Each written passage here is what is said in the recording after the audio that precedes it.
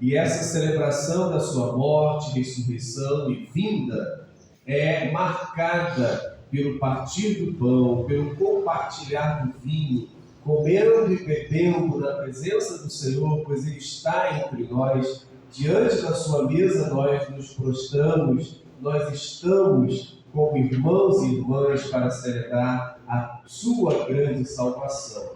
Então eu convido os irmãos para lermos o Evangelho de Marcos, no capítulo 12, versículos 41, ou melhor, do 38 até o último versículo do capítulo, que é o versículo 44.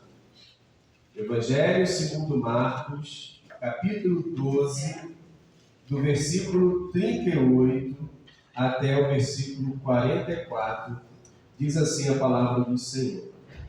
Marcos, capítulo 12, 38. E dizia no seu ensinamento, Jesus dizia no seu ensinamento: guardai-vos dos escribas que gostam de circular de toga, de ser saudados nas praças públicas e de ocupar os primeiros lugares das sinagogas e os lugares de honra nos banquetes. Mas devoram as casas das viúvas e simulam fazer longas preces. Esses receberão condenação mais severa. E sentado frente ao tesouro do templo, Jesus observava como a multidão lançava pequenas moedas no tesouro. E muitos ricos lançavam muitas moedas. Vindo uma pobre viúva, lançou 2 moedinhas, isto é, um quadrante. E chamando a si os discípulos, disse-lhes: em verdade eu vos digo, que esta viúva que é pobre, lançou mais do que todos os que ofereceram moedas ao tesouro. Pois todos os outros deram do que lhes sobrava. Ela, porém, na sua penúria, ofereceu tudo o que tinha, tudo o que possuía para viver. Amém. Podem sentar.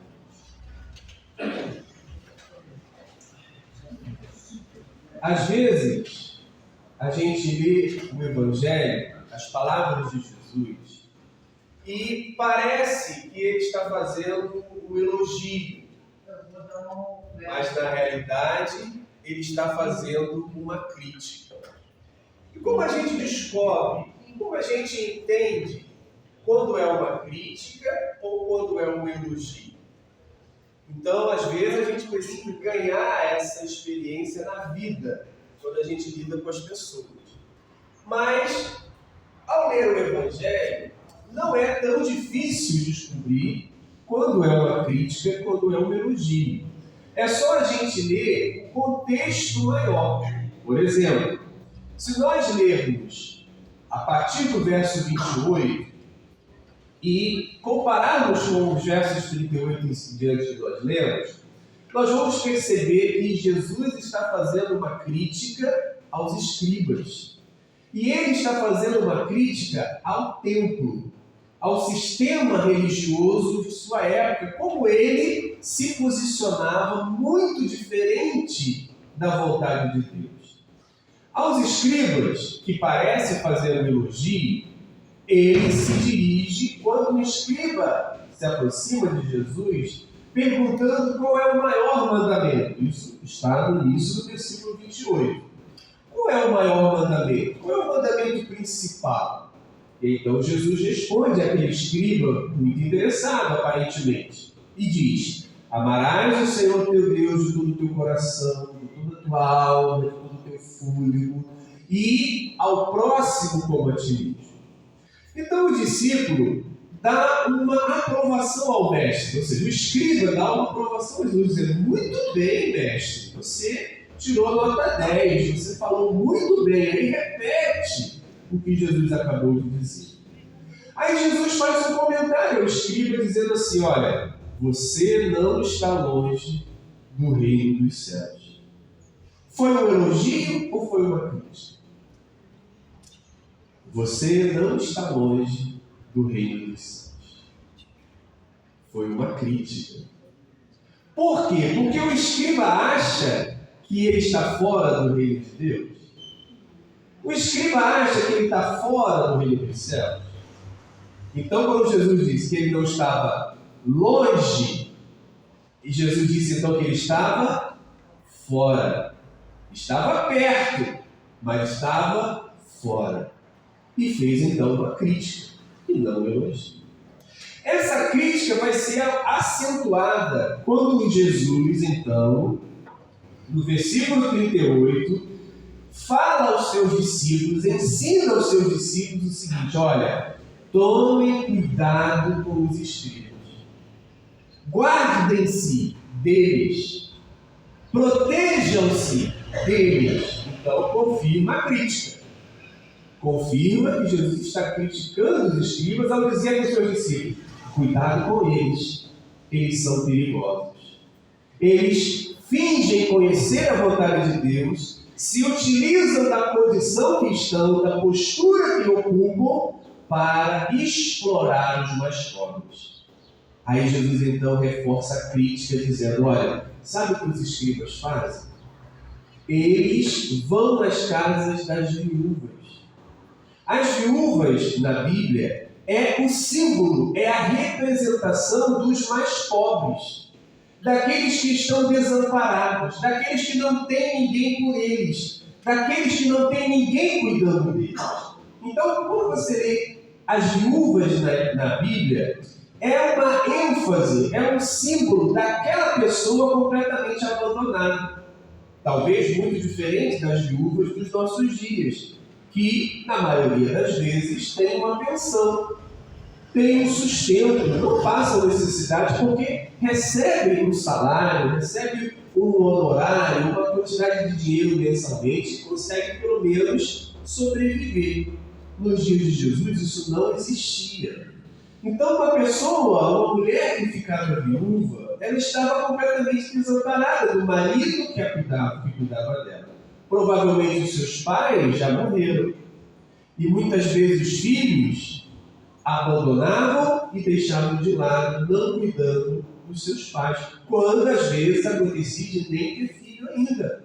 De não ter filho, hoje já ter morrido o filho. Então as viúvas estavam completamente abandonadas. Não tinha o cuidado. Assim como os órfãos. Os órfãos também não tinham ninguém por eles. Eram crianças abandonadas nas ruas e não tinha alguém que cuidava deles. E na lei de Moisés, na lei do templo, estava estabelecido que as ofertas do templo, o templo deveria cuidar dos órfãos e das viúvas.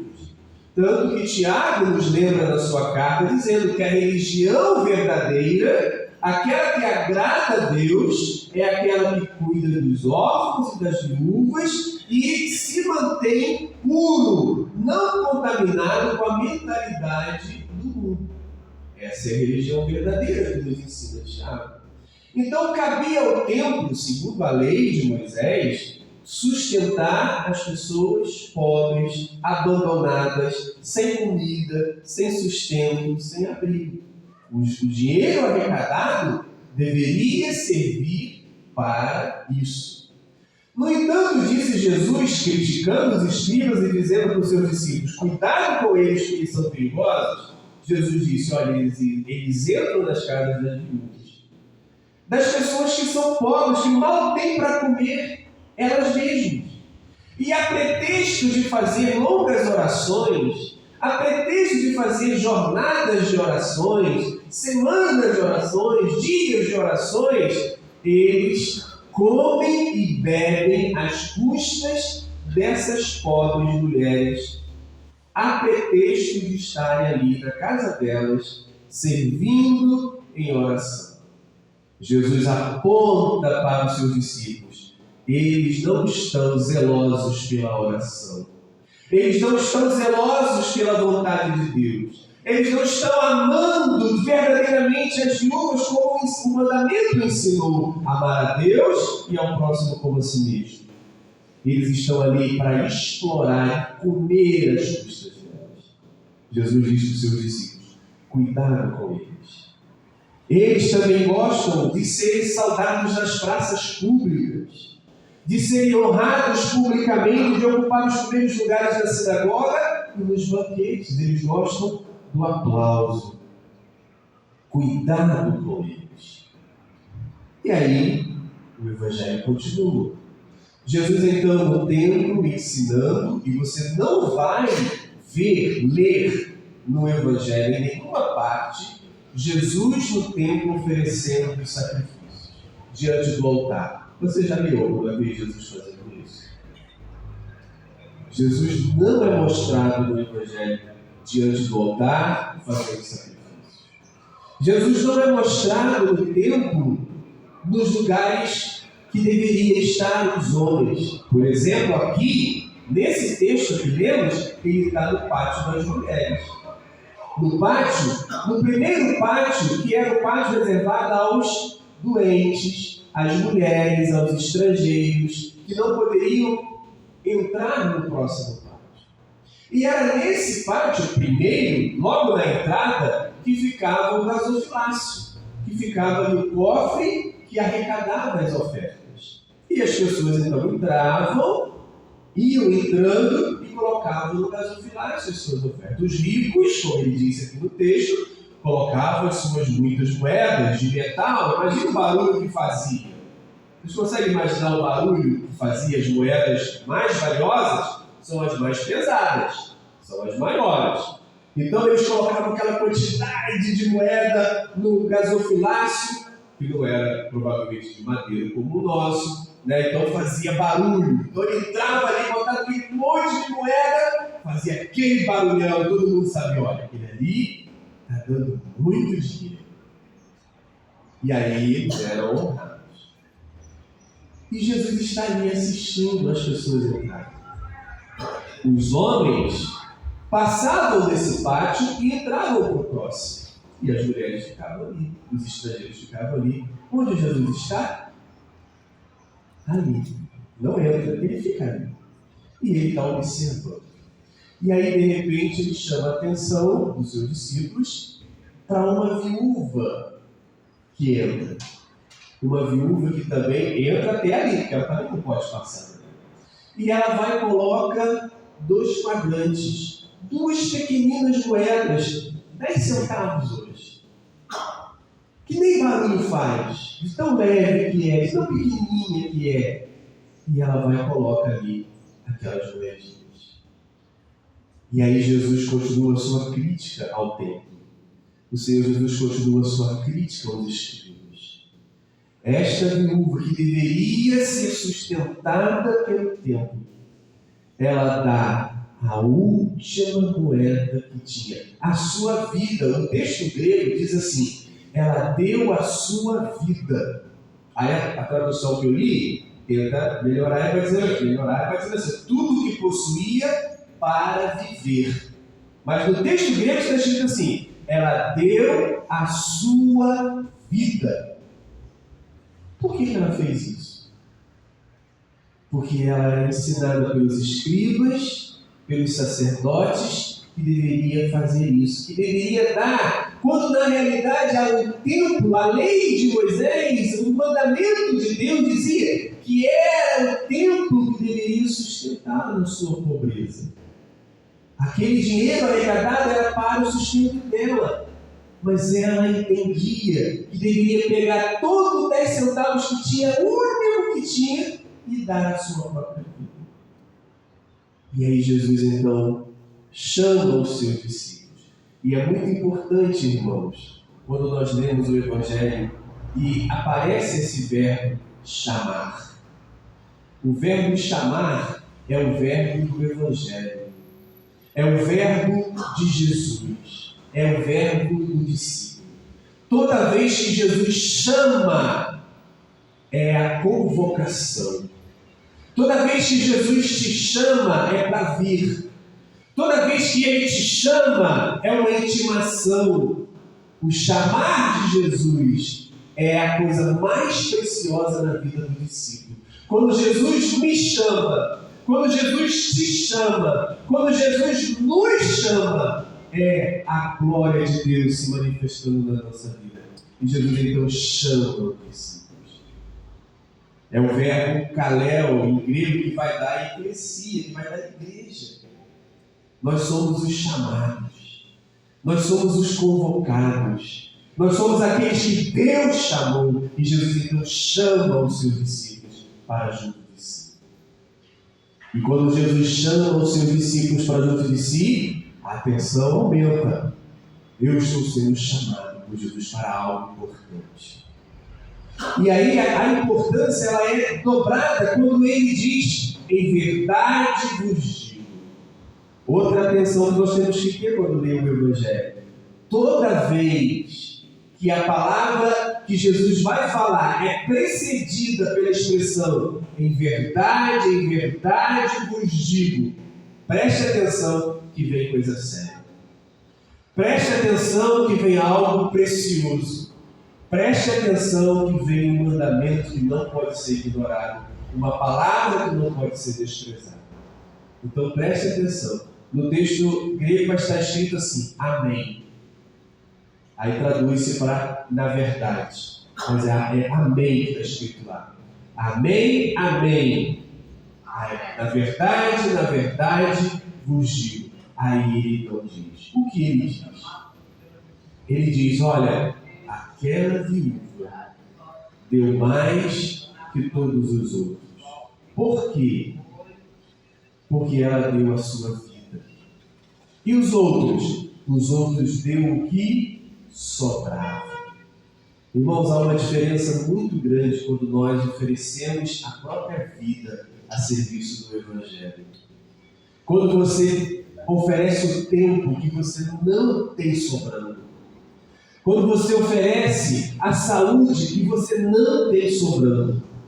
Quando você oferece o recurso que você não tem sobrando. Quando você oferece algo que não está sobrando. Em prol do Evangelho, em prol do reino de Deus, em prol do próximo. Você está oferecendo mais que todos os outros que dão daquilo que sobra. Às vezes nós temos tempo sobrando. E é esse tempo que nós oferecemos a Deus e ao próximo.